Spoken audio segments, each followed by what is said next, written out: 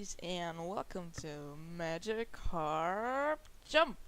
This is Alex, and as you may have noticed, this is my very first YouTube video.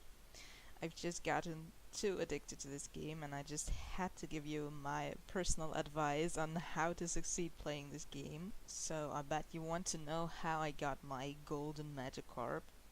But unfortunately, there is no guarantee that you will get one because it's just pure luck. It's really rare. I got mine after 28 tries, so it's the 28th generation, and I even got two in a row. But that was just pure luck, like beginner's luck. It's there's no strategy that will earn you a golden Magikarp. I was just lucky, guys. So my first advice is gonna be what you should spend your diamonds on, because diamonds are obviously rare to get, so they should be spent wisely.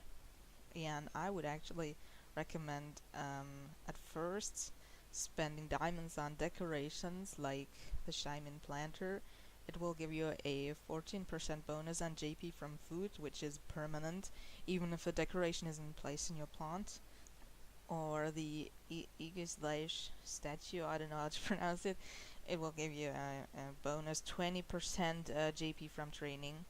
These are the things I would spend your first diamonds on, as I did too.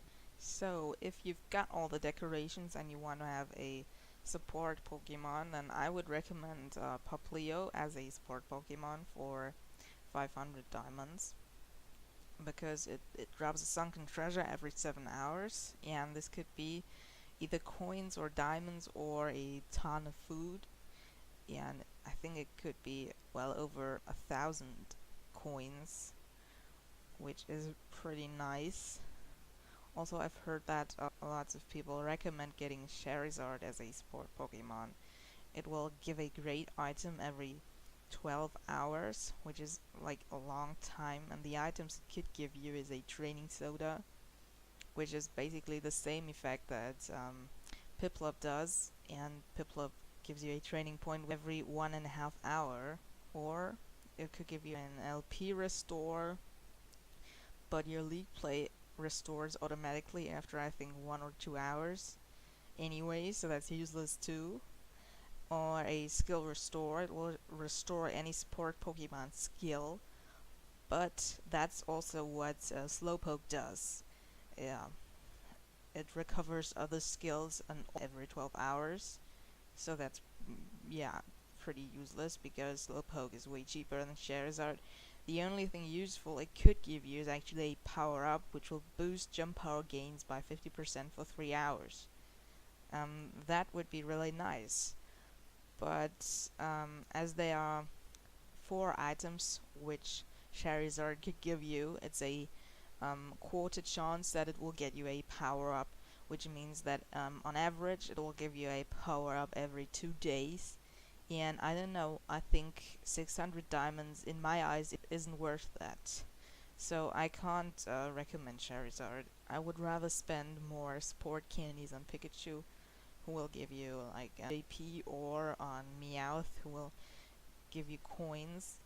Now, what you should spend your coins on. There are actually only 2 options for you to spend your coins. It's either food or training, and I just did it evenly. So I ranked up the first 4 berries and the first 4 training options. I think this depends on what your style of playing the game is. If you're like a total junkie who checks on the game every 10 minutes when the food has regenerated, then I would totally recommend you spending your coins on food. But if you're just a like casual player like me, who checks in on the game like every 1 to 2 hours when training points have refilled, then it's better to spend your coins on training. Anyway, you should always rank up until rank 25, because you will get a shopping bonus of 1 sport candy, and it's not maxed out. You can still upgrade it after level 25, but it's really expensive, and I would recommend doing so once you got everything to level 25. Another tip I have for you is that you should always play league battles if you can win them, because if your Magikarp reaches its highest level, it will be forced to play league battles, and there won't be any events after league battles. Show you how to get rid of a Magikarp that you no longer need. For example, I'm getting really tired of those golden Magikarps, because this is the third golden Magikarp I caught in a row. So I'm trying to get rid of him just by letting him jump out of the water multiple times, and eventually Pidgeotto will hopefully come and take away this terrible thing.